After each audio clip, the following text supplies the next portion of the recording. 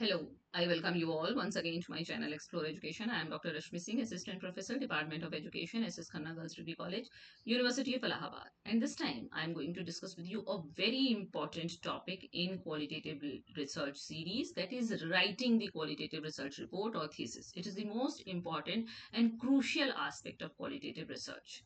Okay, so let's start. Uh, how should we write qualitative research report? Okay, so structure of A qualitative thesis या report के बारे में अगर बात करें तो अ qualitative thesis is not just a report of data. ये केवल डेटा की रिपोर्टिंग नहीं होती है, इट इज एन आर्ग्यूमेंट, ये एक तर्क होता है। Every chapter must build the case for your findings and their significance. हर चैप्टर का काम होना चाहिए कि वो आपकी फाइंडिंग्स के लिए कोई एक केस का निर्माण करे और उनकी महत्ता बताए। तो चैप्टर के नाम उसी तरह से होंगे। चैप्टर 1 इंट्रोडक्शन होगा, जिसमें बैकग्राउंड, सिग्निफिकेंस, प्रॉब्लम का statement, research questions, scope and limitations आएंगे। चैप्टर 2 में review of literature, theoretical framework, conceptual framework, gap analysis, what is already known and what is missing आएगा।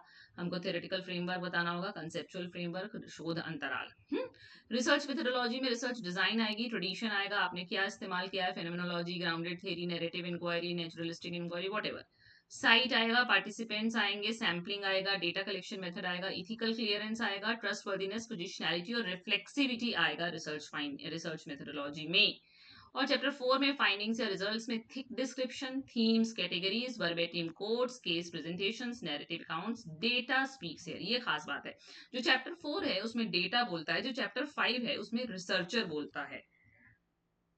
यानी कि चैप्टर 5 जो है वो डिस्कशन है। यहाँ पे आपको light of literature, theory and research questions, अपने जो डिस्कशन है, अपनी जो फाइंडिंग्स है उनको इंटरप्रेट करना है। व्हाट डू दे ऐड, आपकी फाइंडिंग्स क्या ऐड कर रही है लिटरेचर को, थियरी को और रिसर्च क्वेश्चंस को। और कंक्लूजन में summary of contributions, implications for policy, practice, future research, reflexive closing, limitations and delimitations. Limitations तो पहले आ गए हैं।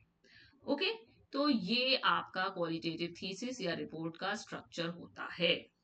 देन थिक डिस्क्रिप्शन, ये क्वालिटेटिव राइटिंग का हार्ट है। थिक डिस्क्रिप्शन का मतलब है writing that goes beyond mere description of events to include the context, intentions, meanings and interpretations that give behaviour its significance. Thick description का मतलब होता है कि हमको सिर्फ घटना का वर्णन नहीं करना है, हमको ये भी बताना है कि संदर्भ क्या था, उसके भाव क्या थे, मनोभाव क्या थे, उद्देश्य क्या था, उसका अर्थ क्या था, उसकी व्याख्या क्या थी, वो सब कुछ जो उसके व्यवहार की सिग्निफिकेंस बताए।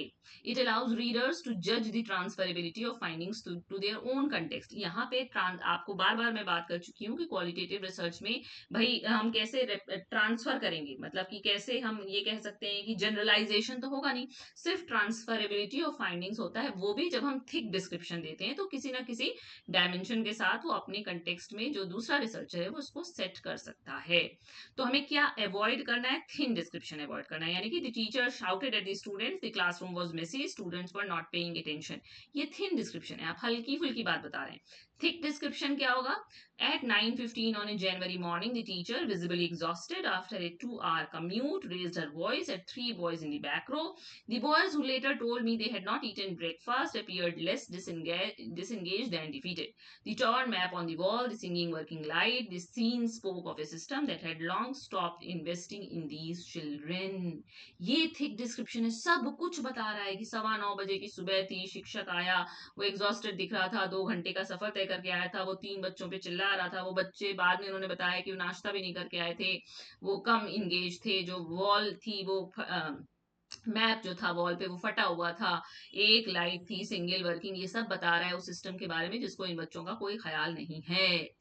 ये थिक डिस्क्रिप्शन है। तो एलिमेंट्स ऑफ थिक डिस्क्रिप्शन में क्या है, आपको कंटेक्स्ट भी बताना है, बिहेवियर बताना है, मीनिंग बताना है, प्लस आपका इंटरप्रिटेशन भी आएगा। Enough detail for reader to जज ट्रांसफरेबिलिटी, ताकि जो पढ़ने वाला है वो इसकी ट्रांसफरेबिलिटी को जज कर सके। तो क्लियरली डिस्टिंग्विश क्या होना चाहिए, descriptive observation versus researcher interpretation. आपको दिखना चाहिए या अंतर होना चाहिए, विभेद होना चाहिए कि वो जो आपने ऑब्जर्व किया उसका डिस्क्रिप्शन है या आप अपनी व्याख्या बता रहे हैं। Then using verbatim quotes rules and principles, हमको वर्ड बाय वर्ड वो लिखना है जो पार्टिसिपेंट ने बोला. Verbatim quotes are the primary evidence in qualitative research. They give voice to participants and anchor your interpretations in actual data. यानी कि ये पार्टिसिपेंट की वॉइस को पहली बात तो आवाज देते हैं, मतलब सम्मान देते हैं, स्थान देते हैं, और आपके डेटा के इंटरप्रिटेशन को भी मदद करते हैं. अब रूल क्या है कोटिंग का? यूज पार्टिसिपेंट्स एग्जैक्ट वर्ड्स, जैसे उसने बोला है वही शब्द इस्तेमाल कीजिए. इंडेंट और इटैलिसाइज कीजिए कोट को, लॉन्ग कोट को सेपरेट इंडेंटेड ब्लॉक में लिखिए, मतलब एक इंडेंट अंदर मार के इटैलिक में लिखिए. Always add context before quote, जब भी कोट करिए उसके पहले उसका कंटेक्स्ट लिखिए. इंटरप्रेट आफ्टर एवरी कोट, जब भी कोट लिखिए उसके बाद उसका इंटरप्रिटेशन लिखिए. यूज स्यूडोनिम्स कंसिस्टेंटली, अगर आपने स्यूडोनिम इस्तेमाल किया है तो पूरी थीसिस में उसको इस्तेमाल कीजिए. और बैलेंस वॉइस एंड एनालिसिस, ये कह रहा है कि ये बैलेंस होना चाहिए कि 40% कोट की बात हो, 60% आपका इंटरप्रिटेशन हो. जैसे वर्क एग्जाम्पल, जैसे आपको एक उदाहरण से समझाते हैं कि कंटेक्स्ट क्या है बिफोर और इंटरप्रिटेशन क्या होगा आफ्टर. तो पहले क्या है?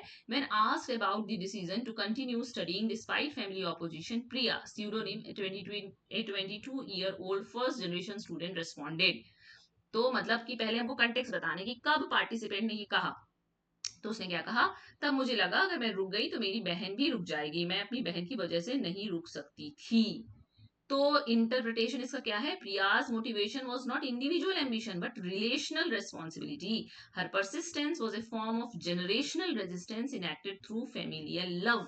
वो कह रहा है, मतलब इसका इंटरप्रिटेशन ये निकल के आएगा कि प्रिया का मोटिवेशन सिर्फ ये नहीं था कि वो अकेले उसको आगे बढ़ना है, उसके पास रिस्पॉन्सिबिलिटी भी थी कि अगर वो पढ़ लिख कर कुछ प्रूफ नहीं कर पाई तो उसकी बहन को पढ़ने को नहीं मिलेगा. तो ये है वर्बेटिम कोट का एग्जाम्पल, कि पहले जब आप कोट लिख रहे हैं उसके पहले उसका कंटेक्स्ट लिखिए और कोट के बाद में उसका इंटरप्रिटेशन लिखिए. Then writing the discussion chapter. The discussion chapter is where you think. ये वो पहला चैप्टर है जब आप सोच रहे हैं. भाई मेथड, फर्स्ट चैप्टर आपने कहीं से लिया है, सेकेंड चैप्टर भी आपने दूसरी जगह से लिया है, थर्ड चैप्टर में आपने सिर्फ ये बताया कि आपने किया क्या है, चौथा चैप्टर वो पहला चैप्टर है डिस्कशन का जब आप पहली बार सोचते हैं और लिखते हैं. It is the intellectual core of the thesis. It connects your findings to the literature, theory and real world. ये आपकी जो परिणाम है उसको जोड़ता है साहित्य से, सिद्धांतों से और बाहर की दुनिया से. तो हमको क्या करना है? Restate findings briefly. Begin by summarising your key themes findings. Do not repeat the findings chapter in detail. अच्छा, चूंकि हम इंटरप्रिटेशन हो रहा है या डिस्कशन हो रहा है ना, तो वो कह रहा है कि आप उसको ब्रीफ करके लिखिए, दोबारा दोबारा रिपीट मत करिए. एग्जिस्टिंग लिटरेचर से कनेक्ट करिए. Apply your theoretical lens. अपना थियोरेटिकल लेंस अप्लाई कीजिए कि आप कौन से थियोरेटिकल लेंस से इसको इंटरप्रेट कर रहे हैं. अपने रिसर्च क्वेश्चंस जो आपने शुरू में बताए थे उनके आंसर दीजिए. अनएक्सपेक्टेड फाइंडिंग्स को जरूर डिस्कस कीजिए. Surprises are valuable. जहां पे आप आश्चर्यचकित हुए, जहां आपको कोई नई बात पता चली, जहां आपको वो पता चला जो आपने एक्सपेक्ट नहीं किया था, वो जरूर बताइए. और इम्प्लीकेशंस ये बताइए कि what do your findings mean for policy, practice and future research, कि आपकी जो परिणाम है वो नीतियों को, नीति निर्धारकों को, नीति निर्माताओं को, प्रैक्टिस को और भविष्य में किए जाने वाले शोध को किस प्रकार प्रभावित कर सकते हैं, या आप उनको क्या संस्तुति देंगे. Then establishing trustworthiness in writing. हम लोग ने बहुत बार ट्रस्टवर्दीनेस की बात की है. लिंकन एंड गुबा का ये क्राइटेरिया है जिसमें वो वेलिडिटी और रिलायबिलिटी के जो क्वांटिटेटिव रिसर्च में कंसेप्ट है उसको उन्होंने उसके समतुल्य मीनिंग दिए हैं. It must be demonstrated in the writing, not just claimed. क्या है? इंटरनल वैलिडिटी के लिए क्रेडिबिलिटी टर्म दिया गया है, एक्सटर्नल वैलिडिटी के लिए ट्रांसफरेबिलिटी, रिलायबिलिटी के लिए डिपेंडेबिलिटी और ऑब्जेक्टिविटी के लिए कंफर्मेबिलिटी शब्द दिया है.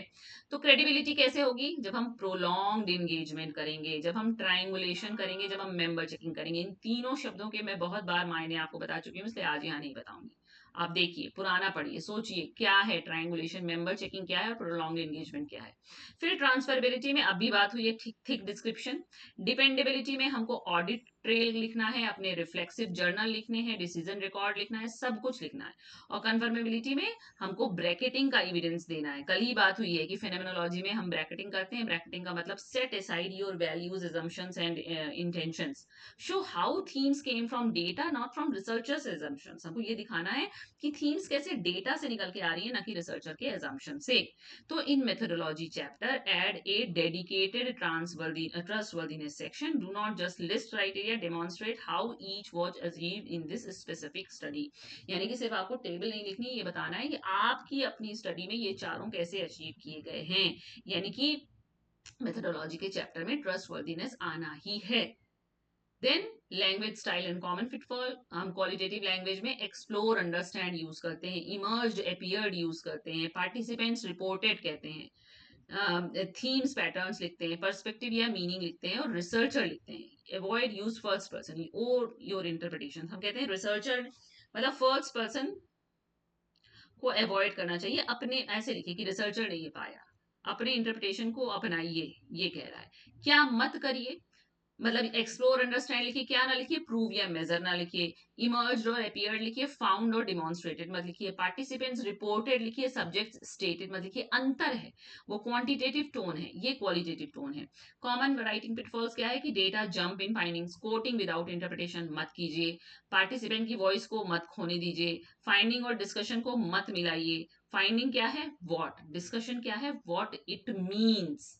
ओवर जनरलाइज मत कीजिए, फर्स्ट पर्सन की anxiety avoiding, I makes writing passive and unclear, own your work, अपने काम को अपनाइए, और रिफ्लेक्सिविटी को निग्लेक्ट मत कीजिए। Not disclosing how you shape the research breaks trustworthiness, जब आप इस बात को डिस्क्लोज नहीं करते हैं कि आपने कैसे रिसर्च को आकार दिया है, तो आप ट्रस्टवर्दीनेस को ब्रेक करते हैं, ये आपको नहीं करना है। ठीक है।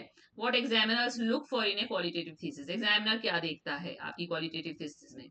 Is the research question qualitative, open था, एक्सप्लोरेटरी था, मीनिंग फोकस था कि नहीं, मेथोडोलॉजी जस्टिफाइड थी कि नहीं, सैम्पलिंग पर्पसिव और एक्सप्लेन की गई कि नहीं, इथिक्स को सीरियसली एड्रेस किया गया कि नहीं, फाइंडिंग्स में पार्टिसिपेंट की आवाज आ रही है कि नहीं, रिफ्लेक्सिविटी प्रेजेंट है कि नहीं, और does discussion connect to literature है कि नहीं।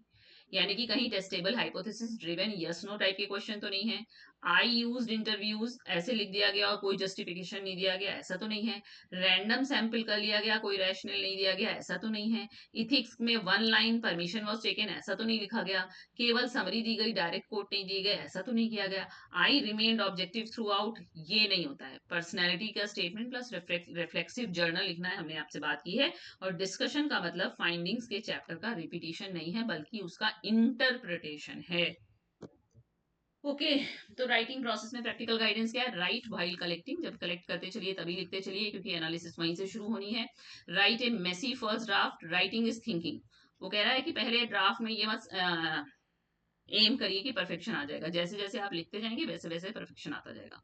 स्ट्रक्चर फाइंडिंग्स थीमेटिकली, फाइंडिंग्स में थीमेटिक स्ट्रक्चर बनाइए, गेट पीयर फीडबैक पाइए, और कोहेरेंस देखिए, read thesis as a whole, एक साथ थीसिस पढ़ के देखिए कि क्या आर्ग्यूमेंट बिल्ड हो रहा है कि नहीं, क्या चैप्टर 5 आपके रिसर्च क्वेश्चंस के आंसर दे रहा है कि नहीं।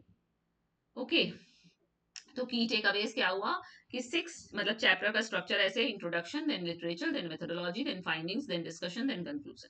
थिक डिस्क्रिप्शन का मतलब हमको कंटेक्स्ट भी बताना है, बिहेवियर भी, मीनिंग भी, इंटरप्रिटेशन भी, सिर्फ ये नहीं बताना है कि ये हुआ। वर्बेटिम कोट्स कैसे लिखेंगे, पहले कंटेक्स्ट लिखेंगे और फिर कोट लिखेंगे, फिर इंटरप्रिटेशन लिखेंगे। डिस्कशन का मतलब क्या है, थिंकिंग, ये रिपीटिशन नहीं है। डिस्कशन में आप फाइंडिंग्स को लिटरेचर से कनेक्ट करेंगे, थ्योरी और इम्प्लीकेशन से कनेक्ट करेंगे। यूज क्वालिटेटिव लैंग्वेज, यानी कि explore, emerge, themes, avoid, prove, variable, result नहीं लिखना है। एग्जामिनर क्या चेक करेगा, कोहेरेंस चेक करेगा, रिफ्लेक्सिविटी चेक करेगा, पार्टिसिपेंट की वॉइस चेक करेगा, इथिक्स चेक करेगा, और ट्रस्ट वर्दीनेस चेक करेगा। You cannot write what you have not understood. Understanding comes before writing. आप वो नहीं लिख सकते जो आपने समझा ही नहीं है, इसलिए समझ पहले आनी चाहिए लिखने से, तब आप लिख पाएंगे। So it is a very crucial and very complex and very balanced approach to write a qualitative research report or PhD thesis. So best of luck for your research work, and thank you for watching.